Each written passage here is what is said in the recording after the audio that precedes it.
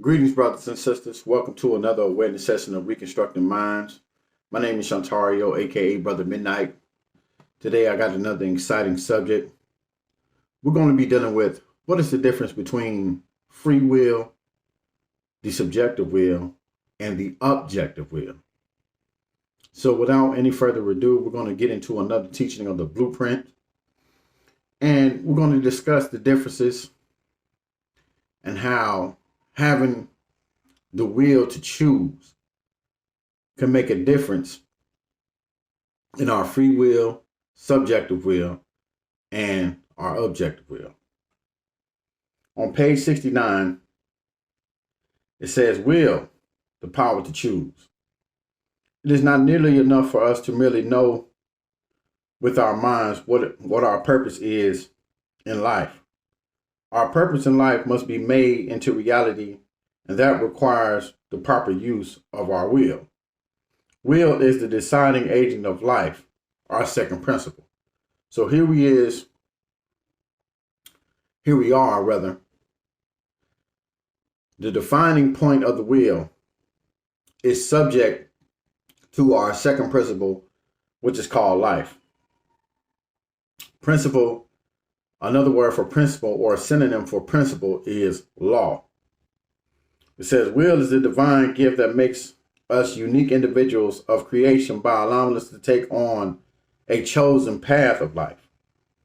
Because of will, we are able to choose what we desire to do, think, become, and most importantly, what we are able to choose the ideas that we hope for to reflect in life. So no matter what we decide to do, whether it be good or bad, will is that prominent factor that helps us to chase the ideas or be that motivating force in our decision making.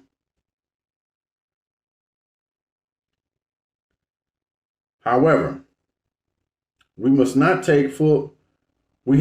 taken full advantage of our will because we have allowed our will to become subject to the negative influence that destroy life.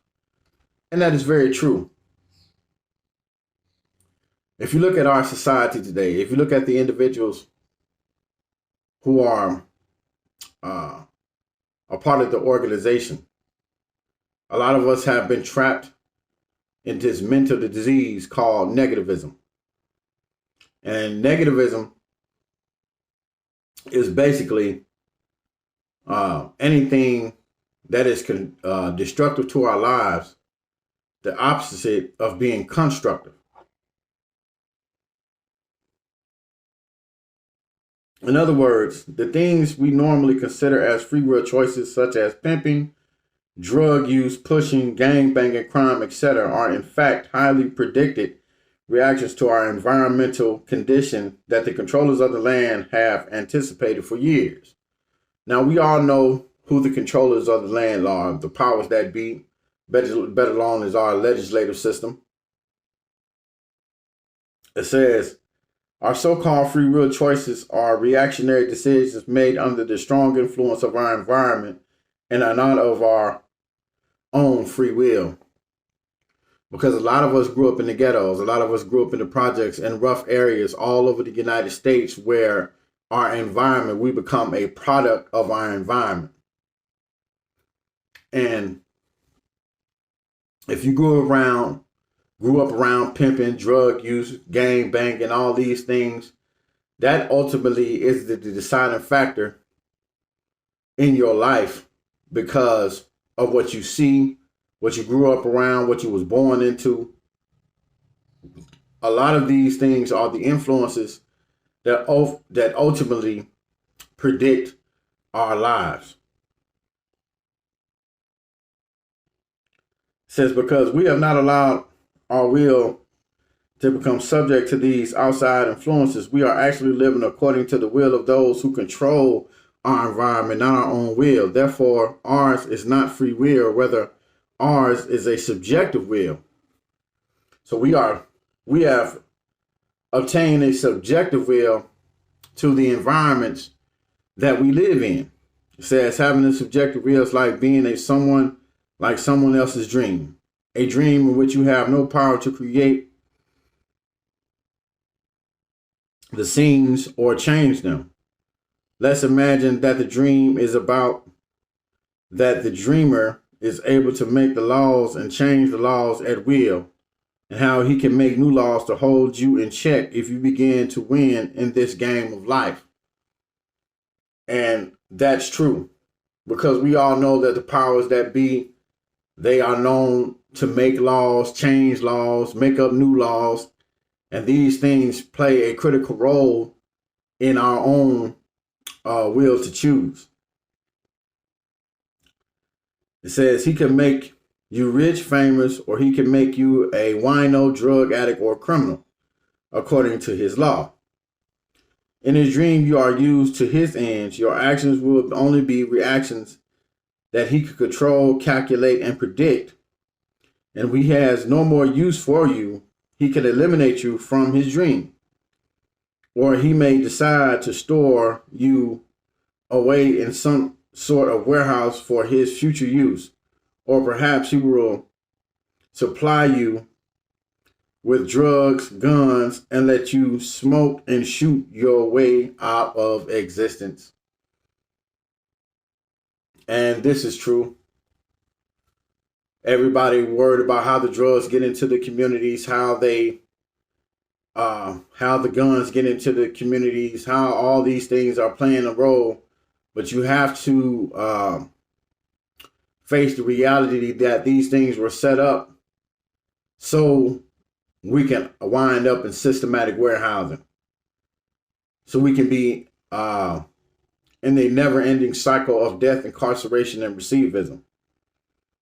If the above setting reads familiar, it should, because this is exactly how our subjective will keeps us locked in a dream world that is not ours. A world in which we are subject to another's will. And that is true. Because a lot of us who have been a part of this organization for a while have been a part of that system, which has ultimately become not only a dream but a reality for a lot of us.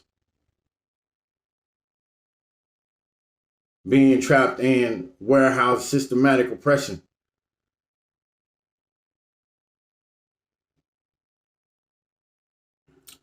Okay. It says the forces and influence of our environment, which is controlled by those who have no regard for our best interests. It is the set of facts that determines our destiny and how to arrive at our destiny. Sometimes we make what appears to be decisions concerning our lives, but even these decisions are in large reactions that are determined by the events, forces in our environment. Through subjective will, we have surrendered to the powers that be control over our life's destiny. So we have to come out of this vicious cycle of allowing the powers that be, allowing the government, allowing those who are controlling the narrative within these ghettos, within these neighborhoods all around the world. We have to come out of being subjective to these powers.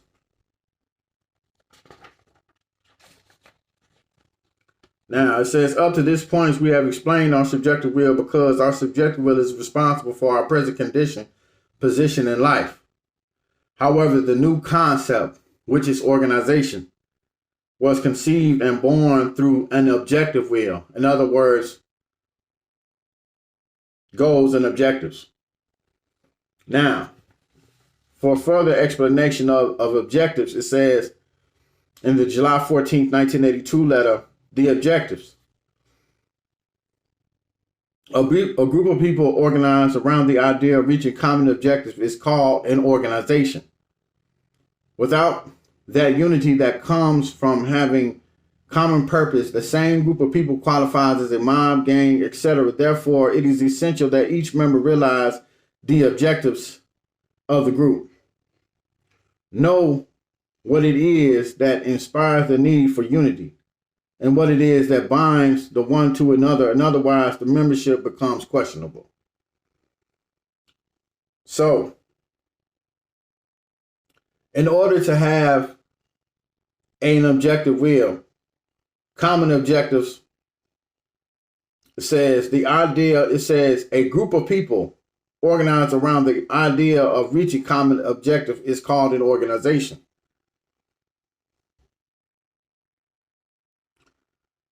It says the reality of our master's vision, of our leadership's vision, of our prosperity in life will be determined how objective our will is. Because of this, our new concept serves to awaken our objective will to the capacity of rejecting that which is negative and destructive to life, our second principle. So, if you want to truly understand our concept and ideology of organization, we're going to look at a defining point within the voice vision. It says, our concept and ideology of organization is based upon us becoming a proud and productive group of people. Therefore, before, when, and after we act, always looking to see the near as well as the far, forever concentrating on our objective, knowing that the miracles only happen in the movies and that in real life you have to work persistently to win, to be successful, taking upon the organization's oath of persistence. Now, it says, by accepting the new concept, we are agreeing to commit ourselves to the process of awakening our objective will. Therefore, our leadership's call is for us to awaken as outlined in the preface. We know that there will be complications. Now, if you don't understand what that is saying, I'm going to define what organization is. Organization is a unified and consolidated group of people with an executive structure that deals with the well-being of all its people. It's an executive structure of business and enterprise for individual growth and collective acceleration of the body as a whole. However, this is true of most new beginnings. What we must remember is that our first steps nearly 30 years ago were like a baby's first steps. They were crude, unpolished, and even negative in most cases. But now, let's pay close attention. We're in the year 2022.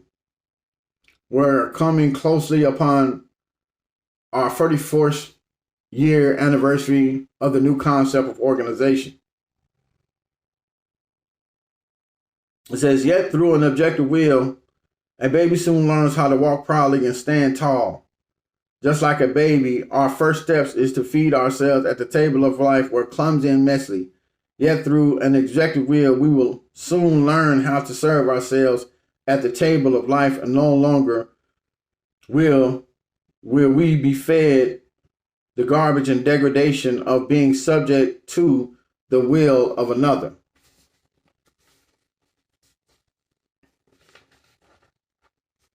And this is critical. I want to read something from the March 18, 1983 letter. It says, we have constantly elaborated upon this point because we want our members to be sincere and proud of the organization that they are proud of. And this pride and sincerity can only be accomplished by each individual molding himself completely around the concept. This is called plugging in. We are a growing organization. Our objectives and concerns are many. But what you as an individual of this organization put in, this is what you get out. Plugging in means molding myself completely around the concept of organization. This is true. In order to awaken, we must mold ourselves around the new concept of organization. It says the first signs of awakening of our objective will be through self-reflection. In other words, looking at that man in the mirror. Self-reflection is the ability to stand aside and take a closer look at your life. When self-reflection is combined with the objective will, we can intelligently define our own purpose in life. Instead of being subject to the definitions of others, an objective will can be seen in our new direction as saying, no, I will not adopt a self-destructive lifestyle. And this is where the dynamic really This really puts emphasis on the new concept of organization. It says, I will not adopt the self-destructive lifestyles that are flung at me from all corners of my environment. No, I will not continue to be subject to the will of those who stand to profit from my living a negative lifestyle.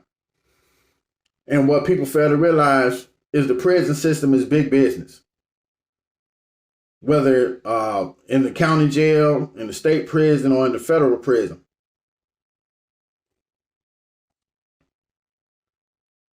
Prison is big business. It's a money-making machine.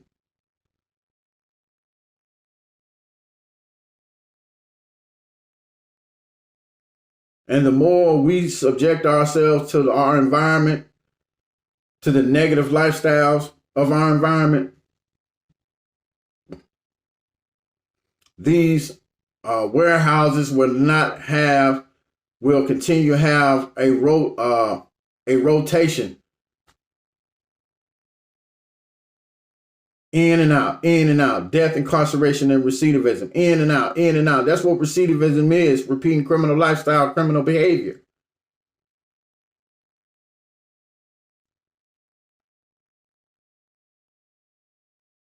We must sit back and self-reflect. Am I doing that which is conducive to help myself and as an individual and help the collective as well? And with that being said, my name is Shantario, aka Brother Midnight.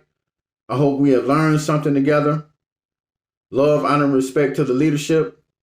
Love, honor, and respect to the divine visions of the leadership.